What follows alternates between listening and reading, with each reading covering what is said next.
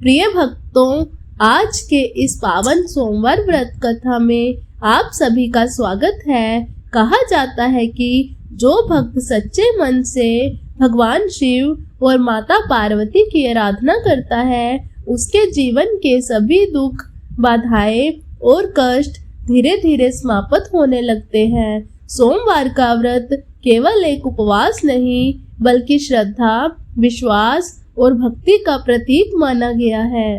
तो आइए सुनते हैं सोमवार के व्रत की पावन कथा, उसका महत्व और पूजा की विधि। सबसे पहले हम जानेंगे सोमवार व्रत का महत्व। धार्मिक मान्यताओं के अनुसार सोमवार का दिन भगवान शिव को समर्पित है। यह दिन उन्हें अत्यंत प्रिय है। इस दिन व्रत रखने और शिवलिंग पर जल अर्पित करने से मन की सभी इच्छाएं पूर्ण होती हैं। कुंवारी कन्याएं मनचाहा वर पाने के लिए और विवाहित महिलाएं अपने परिवार की सुख समृद्धि के लिए यह व्रत रखती हैं। मान्यता है कि जो व्यक्ति लगातार श्रद्धा से सोमवार का व्रत करता है, उसके जीवन में शांति, सुख और सफलता आने लगती है। अब हम जानेंगे सोमवार के व्रत की पूजा की विधि। सुबह जल्दी उठकर स्नान करें और साफ वस्त्र धारण करें। घर के मंदिर या शिव मंदिर में जाकर भगवान शिव का ध्यान करें। शिवलिंग पर जल, दूध, बेलपत्र, धतूरा और अक्षत अर्पित करें। इसके बाद ओम नमः शिवाय मंत्र का जाप करें। फिर शिव जी की आरती करें और सोमवार व्रत कथा सुने। दिन भर सात्विक भोजन करें और मन में किसी के लिए बुरा विचार न लाएं। तो प्रिय भक्तों, अब हम सुनेंगे सोमवार के व्रत की पावन कथा।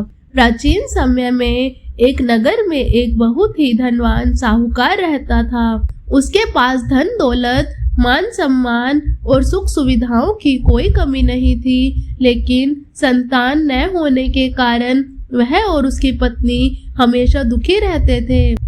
साहूकार भगवान शिव का परम भक्त था और प्रत्येक सोमवार को श्रद्धा से व्रत रखकर शिव के मंदिर में पूजा करने जाता था। वह शिवलिंग पर जल चढ़ाता, दीपक जलाता और हाथ जोड़कर संतान प्राप्ति की प्रार्थना करता था। उसकी सच्ची भक्ति देखकर माता पार्वती अत्यंत प्रसन्न हुई और उन्होंने भगवान शिव से उस साहूकार की मनोकामना पूर्ण करने के लिए निवेदन किया। भगवान शिव ने कहा कि उसके भाग्य में संतान का सुख नहीं लिखा, लेकिन उसकी भक्ति से प्रसन्न होकर वे उसे पुत्र प्राप्ति का आशीर्वाद देते हैं। हालांकि उस पुत्र की आयु केवल 12 वर्ष होगी। संयोगवश साहूकार उधर से गुजर रहा था। उसने माता और पार्वती की ये सारी बातें सुन ली तो उसे न तो अधिक खुशी हुई, न ही दुख हुआ। कुछ समय बाद साहूकार के घर एक सुंदर पुत्र का जन्म हुआ और पूरे घर में खुशियां छा गई। लेकिन साहूकार के मन में हमेशा यह चिंता बनी रहती थी कि उसके पुत्र की आयु बहुत कम है। समय बीतता गया और जब बालक 11 वर्ष का हुआ तो साहूकार ने उसे शिक्षा प्राप्त करने के लिए उसके मामा के साथ काशी भेज दिया। जाते समय उसने बहुत सारा धन दिया और कहा कि रास्ते में जहाँ भी यज्ञ या धार्मिक कार्य हो, वहाँ दान दक्षिणा अवश्य देना। यात्रा के दौरान वे एक ऐसे नगर में पहुंचे जहां राजा की पुत्री का विवाह होने वाला था। जिस राजकुमार से राजकुमारी का विवाह होना था, वह एक आंख से काना था और राजा नहीं चाहता था कि यह बात सबके सामने आए। तभी राजा की नजर उस सुंदर बालक पर पड़ी और उसने कुछ समय के लिए उसे दूल्हा बनाकर विवाह के मंडप में बैठा दिया। विवाह की सारी रस्में उसी के साथ पूरी हुई, लेकिन जाते समय उस बालक ने राजकुमारी की चुनरी पर लिख दिया कि तुम्हारा विवाह मेरे साथ हुआ है, लेकिन जिसके साथ तुम्हें भेजेंगे वह एक आंख से काना है। जब राजकुमारी को सच्चाई का पता चला तो उसने जाने से मना कर दिया और राजा अत्यंत शर्मिंदा हुआ। इधर साहूकार का पुत्र अपने मामा के साथ आगे बढ़ गया और काशी पहुंचकर यज्ञ तथा ब्राह्मण भोज कराया। जब बालक 12 वर्ष का हो गया तो उसी दिन लड़के का मामा यज्ञ करवा रहा था। तभी लड़का बोला, मामा जी मेरे सिर में बहुत तेज दर्द हो रहा है। तो मामा ने बोला, ठीक है बेटा, तुम अंदर जाकर सो जाओ। यज्ञ समाप्त करने के बाद जब मामा ने अंदर जाकर देखा तो बालक की मृत्यु हो चुकी थी। उसका मामा दुख में रोने लगा। उसी समय भगवान शिव और माता पार्वती वहां से गुजर रहे थे। माता पार्वती ने उस बालक के लिए दया प्रकट की और भगवान शिव से उसे जीवन दान देने की प्रार्थना की। माता पार्वती की करुणा और साहूकार की सच्ची भक्ति से प्रसन्न होकर भगवान शिव ने उस बालक को पुनः जीवित कर दिया। जब वह बालक जीवित हुआ तो सभी लोग आश्चर्यचकित रह गए और उसने भगवान शिव को प्रणाम कर उनका आशीर्वाद लिया। कुछ समय बाद वह अपने नगर लौट आया।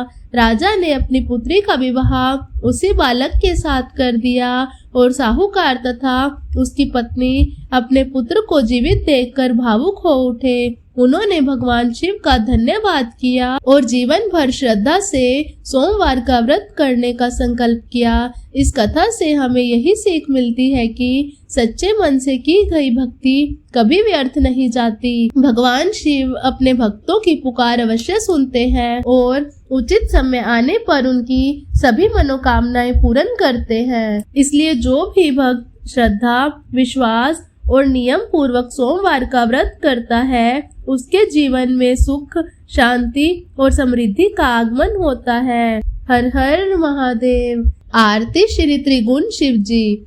जय शिव ओमकारा, ओम जय शिव ओमकारा। ब्रह्मा विष्णु सदा शिव, ब्रह्मा विष्णु सदा शिव। अर्धांगी धारा, ओम जय शिव ओमकारा। एकानन चतुरानन पंचानन राजे। हंसासन गरुड़ासन वृषवाहन साजे। ओम जय शिव ओमकारा। दो भुज चार चतुर्भुज, दस भुज अति सोहे। त्रिगुण रूप निरखते, त्रिगुण रूप निरखते। त्रिभुवन जन मोहे। ओम जय शिव ओमकारा। अक्षमाला वनमाला मुंडमाला धारी। त्रिपुरारी कंसारी, त्रिपुरारी कंसारी। करमाला धारी। ओम जय शिव ओमकारा। श्वेतांबर पीतांबर बाघंबर अंगे। सनकादिक गरुणादिक, सनकादिक गरुणादिक। भूतादिक संगे। ओम जय शिव ओमकारा। कर के मध्य कमंडल चक्र त्रिशूल धारी। सुखकारी दुखहारी, सुखकारी दुखहारी। जग पालनकारी। ओम जय शिव ओमकारा। ब्रह्मा विष्णु सदा शिव जानत अविवेका।